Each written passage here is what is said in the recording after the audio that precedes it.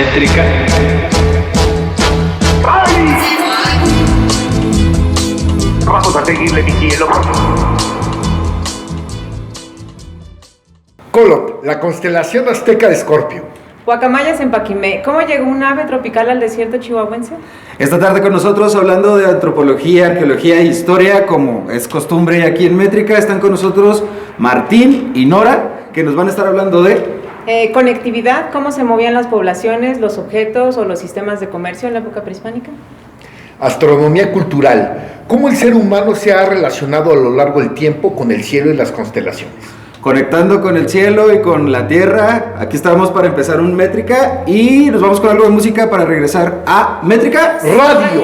Porque es así, un día lo pensé y todo se volvió. Vuelve con nosotros Libertad Ortega, esta vez por la recomendación de Not An Under, presentándonos Florecer. Tú sigues aquí en Métrica Radio. Yo no sé cómo es así.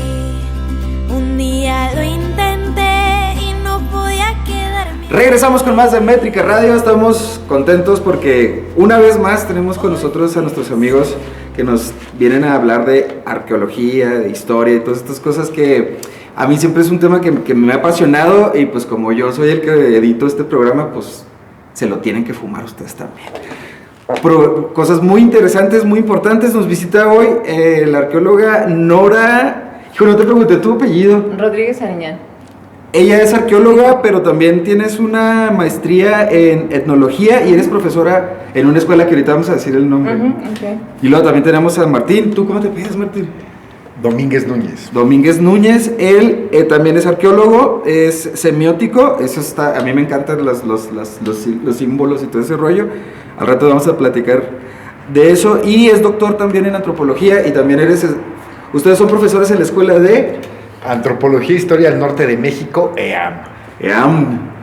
Ahorita me puso Nora, a ver, pronúncialo, y luego yo, EAM.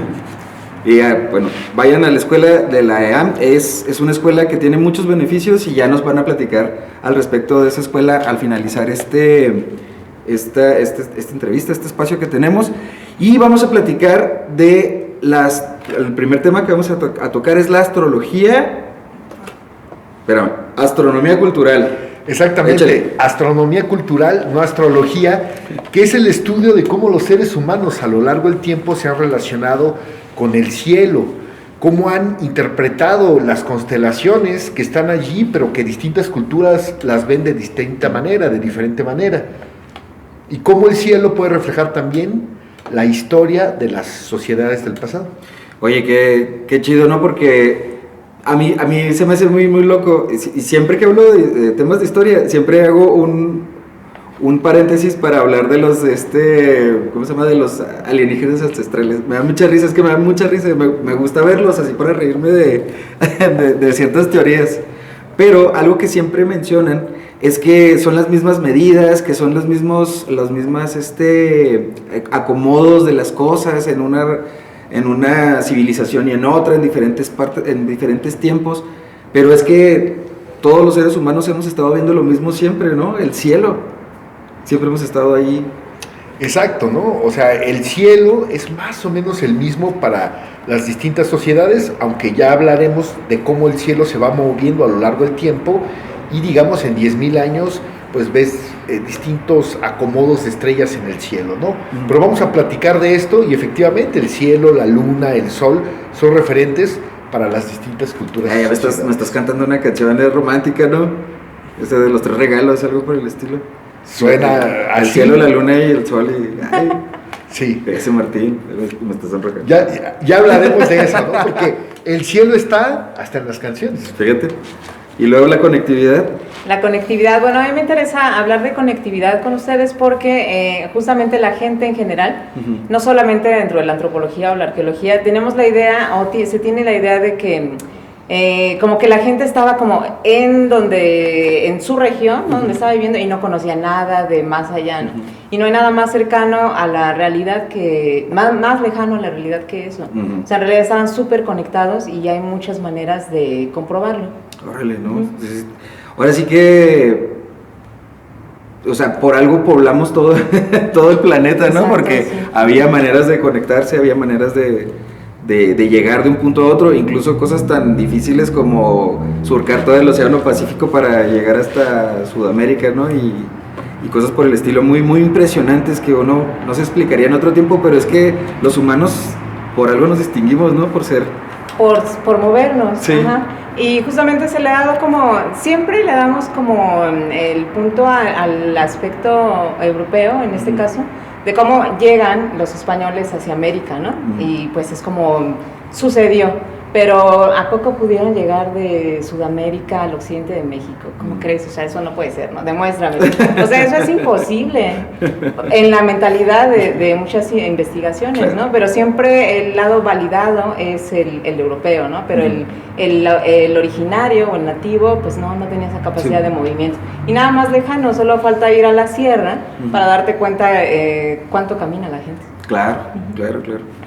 Sí, una vez supe de un señor que nos dijo, ¿a dónde va? Y no, ya vengo. ¿A dónde fue? A comprar azúcar. ¿Cuánto duró? Como 2 días, así no toda una tarde. En realidad fueron como 4 horas lo que nos dijo, pero pues nosotros nos quedamos así de por azúcar. Sí. ¡Hala!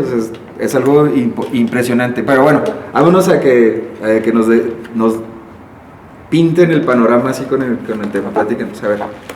Bueno, la astronomía cultural es el estudio de la relación entre las distintas culturas y el cielo, y tiene 3 ramas.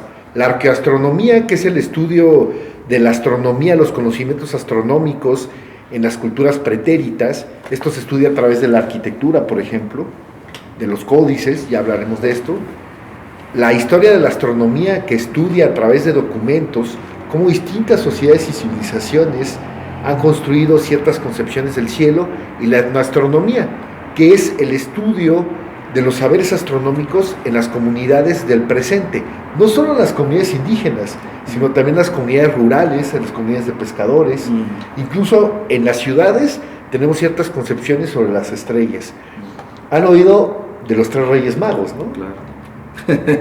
Es una constelación referente que aparece en muchas sociedades, hasta en las ciudades vemos estas representaciones. Y bueno, esa es la astronomía cultural. Órale. Interesante el tema porque pues a final de cuentas nos rige machín el cielo, ¿no? O sea, a mí se me hace bien cotorro porque luego ves que para las personas que tenemos una idea muy deconstruida de lo religioso, ¿no? A final de cuentas te terminas viendo que todo es un sincretismo de adorar el cielo, ¿no? De adorar al dios sol, de adorar a la dios luna, y siempre termina como resumiéndose a algo tan importante porque nos rige, es lo que nos da la capacidad de existir, y pues ya estaría si no le pusiéramos atención. La conectividad, Nora. La conectividad, bueno, ampliando un poco más de qué se trata sobre la conectividad, como decía, se trata de cómo estaban, por lo dice el nombre, conectadas diferentes regiones en la época prehispánica, ¿no? Pero esto tiene que ver desde la arqueología, cómo se estaban moviendo los bienes, la cultura material, cómo se está moviendo a través de estos sistemas.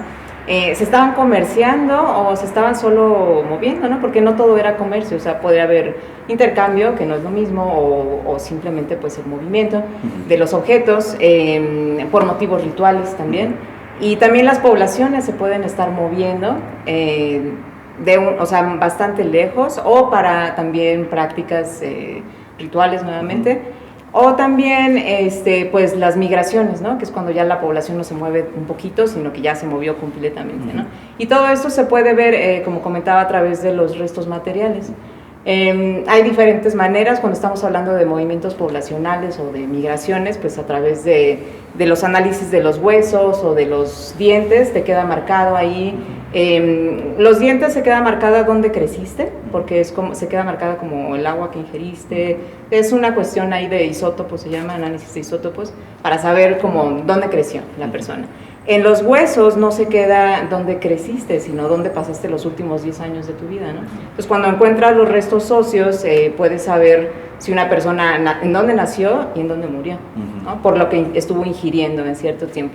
Eso cuando estamos hablando de migraciones. Cuando estamos hablando de objetos, pues entonces es otro tipo de cosas, ¿no? Lo que menciona, por ejemplo, en este caso las guacamayas, que no son objetos, pero pues igual se pueden hacer análisis de isótopos para saber de dónde son. Claro, también sabes que es un ave tropical. Y además, bueno, los objetos en sí, su composición te dice también de dónde vienen, ¿no? Puedes tener turquesas, en el caso del norte de México, pero esas turquesas puedes saber, bueno, la turquesa es un caso muy especial porque no puedes saber exactamente de dónde viene, aunque tengas el yacimiento ahí, te va a dar muestras químicas distintas, ¿no? El caso de la turquesa es específico. Pero en otras cuestiones, pues sí puedes saber procedencias, en el caso, por ejemplo, de la cerámica misma, puedes saber, analizar su composición, tienes una vasija, analizas la composición del barro, de la arcilla de esa vasija, y haces comparaciones con la arcilla de algún lugar, en alguna región, ¿no? En un banco de arcilla. Comparas, empatan, no empatan, es de aquí o no es de aquí, o qué tantas posibilidades hay de que sean de aquí, ¿no? Y a veces visualmente, o sea, no está descartado, ¿no? Estos que te mencionaba son estudios arqueométricos que son como mucho más sofisticados porque se llevan a cabo en laboratorios, etcétera, pero hay estudios que puedes hacer de manera visual y también son evidentes, ¿no? O sea, no... Porque, como decías, ¿no? Porque tenemos la misma iconografía en un lugar que en otro, y es posible. Se puede. Y respecto a las guacamayas, solo quería mencionar, inicié con las guacamayas en Paquimé. Ahora no lo pagas. Bueno, las guacamayas en Paquimé, el detalle es que tenemos guacamayas en la Sierra Madre Occidental, o sea, muy cerquita de Paquimé, pero son guacamayas verdes, se llaman guacamayas militares, aramilitares. Entonces, las guacamayas que tenemos en Paquimé son muchas de esas verdes, pero muchas más son rojas. El detalle es que estas guacamayas rojas son escarlata, es su nombre científico, y entonces son guacamayas rojas. Y estas guacamayas rojas son del área maya. Hay mucha discusión al respecto, ¿no? Hoy en día están en el área maya, pero pues también pueden estar en la parte de la costa del Golfo. Se dice que incluso por la parte más al norte de Veracruz.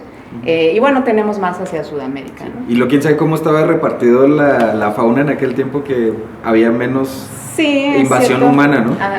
Pero bueno, sin embargo, era de que estaba lejos, estaba lejos. Que estaba a punta eso es un hecho, ¿no? Sí, es un hecho. Oye, te quiero preguntar algo ya entrando así como a sabrosearnos estos temas. Si pueden saber dónde, por ejemplo, en el caso de las guacamayas, nacieron o estuvieron, se desarrollaron acá en el sur. La cosa es que puedes saber si las criaban aquí o si nada más las comerciaban. O cuánto tiempo vivían, con estos exámenes que dices, cuánto tiempo vivían en donde nacieron y cuánto tiempo vivían en otro espacio. Sí. ¿Todo eso lo puedes saber? Sí, todo eso se puede saber y hay afortunadamente todos esos datos, ¿no? Porque en Paquimé, ubicado en el noroeste de Chihuahua, pues hay, no sé, creo que 532 más o menos restos especies, número de guacamayas que se han encontrado. Muchas de ellas, como decía, son verdes, muchas de las otras son rojas, ¿no? Entonces, hay de diferentes edades. Entonces, ¿qué quiere decir eso? Que las reproducían. Estaban criándose ahí. No solo eso, tienes también los lugares, los criaderos, ¿no? La arquitectura de los criaderos de las guacamayas. Tienes también restos de los huevos de las guacamayas. Entonces, o sea, de que se estaban criando ahí, se estaban criando ahí. El detalle es cómo llegaron inicialmente o cómo se resurtían, por decirlo de alguna manera, ¿no? Entonces es interesante también porque la guacamaya es una ave muy compleja o complicada. Ella es muy poco amable, ¿no? Entonces, por ejemplo, la guacamaya, si la vas a llevar, como decías tú, desde el sur hasta el norte, porque se puede, se vale, tiene que ser muy bebé para que esté como acostumbrada a ti y te quiera y no te picotee así, ¿no? En cambio, si la llevas adulta no se puede, o sea, no es un ave que lo permita. Entonces, esas guacamayas que viajaron inicialmente o que estuvieron viajando de manera permanente, tuvieron que ser bebés para llegar hasta allá. Fíjate, no, está bueno Bueno, y está interesante para comentar, hay iconografía en las vasijas que están demostrando esto, o sea, tienes a los personajes antropomorfos y tienen sus guacamayas bebés, o sea, porque se ve que son chiquitas, están sobre sus hombros o con una especie como de jaula, que no es una jaula, pero algo en lo que vienen adentro las guacamayitas chiquitas, ¿no? Claro. Y es que estamos siempre acostumbrados a platicar que las cosas del norte venían hacia el sur, pero nunca del regreso o si del lado, ¿no? Como que siempre está esta línea del norte bajaron y luego no se regresaron y pues no sé, todas las teorías que por ahí pueden venir de tantos pueblos y tantas cosas. Pero ahora le quiero preguntar yo acá a mi tremendo Martín. Los pueblos se conectaban con el cielo, ¿no? También, para poder llegar de un lado al otro. O sea, el cielo los guiaba también. Bueno, en muchas sociedades el cielo es una guía, por diferentes razones, ¿no? En las culturas, por ejemplo, del norte de Europa, la estrella polar era fundamental para no perderse, que es una estrella que apunta generalmente hacia el norte. Lo mismo ocurría en el desierto Arabia, o sea, ahí, ¿qué referentes tienes, no? Las estrellas. Pero también en los pueblos indígenas sabemos que hay referencias al cielo para no perderse. Yo estuve trabajando con los pueblos Paipai y Coal, que son comunidades indígenas de Baja California, y todavía, digamos, hasta los años 50, 60, la gente se orientaba con la luna y con ciertas constelaciones que apuntan hacia el norte, ¿no? Sobre todo cuando iban a caminos nuevos, a lugares que no conocían. Entonces, las estrellas, la luna, el sol, son fundamentales en la orientación humana, ¿no?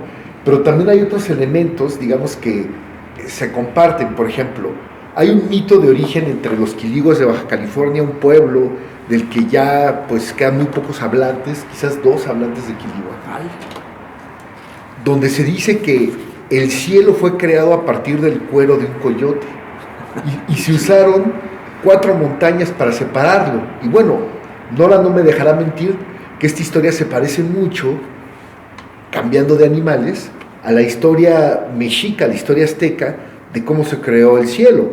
La historia azteca dice que había un peje, y no estoy haciendo alusión a ningún tema, que había un peje, un pez grande, un reptil grande, con cuyo cuerpo los dioses crearon el cielo y la tierra. Pero este ser, este cocodrilo llamado Zipactli, bueno, parece que era hembra, se colapsó sobre sí mismo. ¿Por qué? Porque extrañaba su unidad original. Empezó a llorar y el cielo se cayó sobre la tierra. ¿Qué pasa entonces? 5 dioses se transforman, según algunos mitos, en árboles, según otros mitos, en postes en cada rumbo del universo y separan a Zipactli. Bueno, yo veo ciertas similitudes estructurales con la historia quiligua. Cambian los animales, obviamente por la geografía. No hay cocodrilos en Baja California, ¿no? Que sepamos. Pero la historia es similar. Un ser con cuyo cuero se hace el cielo y se hace la tierra. Y una división en 4 o 5 elementos que te permiten orientarte en el universo, ¿no? En el caso quiligua son montañas, en el caso prehispánico son postes, árboles.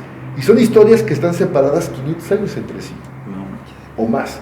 Y al parecer esta historia ya existía en Teotihuacán hace casi 1500 años. Alfredo López Austin plantea la hipótesis de que un templo en Teotihuacán, el templo de Quetzalcóatl, era un templo dedicado a Zipactli, porque hay algunos elementos que parece que te llevan hacia este animal, ¿no? En radio, muchas gracias, que les vaya muy bien, porque no nos va a alcanzar tanto el tiempo, pero en redes sociales sí vamos a poder estar checando todo este asunto. Y algo que sí que es importante es que nos platiquen, y allá en la edición ya veremos cómo se acomoda, que nos platiquen acerca de la Escuela de Antropología e Historia que hay aquí en Chihuahua para las personas que les interesen estos temas. Bueno, la Escuela de Antropología e Historia del Norte de México, EAN, que suena como un trabalenguas, ¿no? Y una H en medio. Bueno, tiene alrededor de 12 años, más o menos. Y bueno, tiene las 4 licenciaturas que son lingüística, antropología social, antropología física y arqueología. Nosotros pertenecemos a la Academia de Arqueología. Y bueno, no sé si quieres agregar algo más.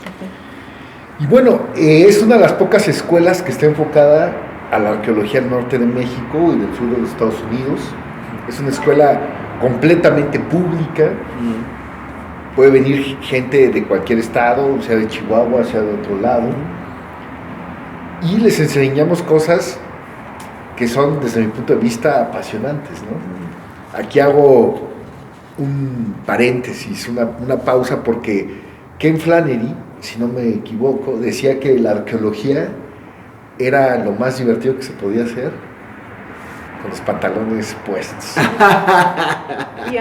Yo lo que quería comentarles es que, bueno, en Chihuahua hay un montón de sitios arqueológicos que no tenemos ni idea, ¿no? Algo de lo que comento en otras partes es que nosotros, como personas que somos del sur, porque venimos de la Ciudad de México, pues tenemos una visión que nos formamos en la ENA, en la Escuela Nacional de Antropología e Historia, sobre el norte, ¿no? Pero la gente del norte tiene su propia visión del norte, claro, que es diferente a la nuestra, afortunadamente. Entonces, pues eso hace toda la diferencia en la escuela. Y bueno, los sitios arqueológicos, como decía, pues ellos saben distinguir otros sitios arqueológicos, ¿no? Entonces, solo lo que quería invitar aquí es pues a que la gente sepa que en el norte hay un montón de sitios, en Chihuahua hay un montón de sitios y que ya tenemos donde aprender a estudiarlos, ¿no? Que es en la EAM. Díganos así ya como la manera de contactar a la escuela o cómo se acerca. Pues tenemos la página de Facebook que es Arqueología EAM. Ajá, la podemos escribir ahí en algún comentario. Ajá. Sí. Y está también el correo de la Jefatura de Arqueología, que se lo vamos a dejar a Richie para que se los ponga. Me van a dejar trabajo de edición. La parte de abajo, bueno, si nos hacen el favor. Ahora sí, adelante. Y realmente, bueno, creo que es una gran posibilidad si ustedes viven en algunos de los estados del norte, porque, como decía Nora, ¿no? Chihuahua es riquísimo en arqueología, pero no solo en Chihuahua. Coahuila, Sonora, Baja California. Claro. Se van a pasear, muchachos. Inscríbanse. Y también la gente del sur que quiere aprender sobre el norte puede venir acá a estudiar. De hecho, tenemos estudiantes del sur, tenemos una estudiante de Yucatán y una estudiante de Puebla. Ajá. Pues qué chido, fíjate, qué buen dato. Y pues bueno, todos tenemos que aprender a conocer toda la amplitud de nuestro país, y a final de cuentas somos parte de un todo, todos los seres humanos, ¿no? Muchas gracias por estar con nosotros. Nos vamos con algo de música. Y música de aquí, porque es una colaboración que tenemos con nuestros amigos de Not Under, que es un programa de pura música local que también sale aquí en RU. Muchas gracias y regresamos con más de Métrica Radio. Una recomendación más de Not Under. Nuestros amigos de Carga Positiva desde Chihuahua capital nos entregan Hilo Rojo. Gracias por acompañarnos nuevamente. Esto fue Métrica Radio. Volaré hacia ti, la magia de cada encuentro siempre florecerá. Métrica.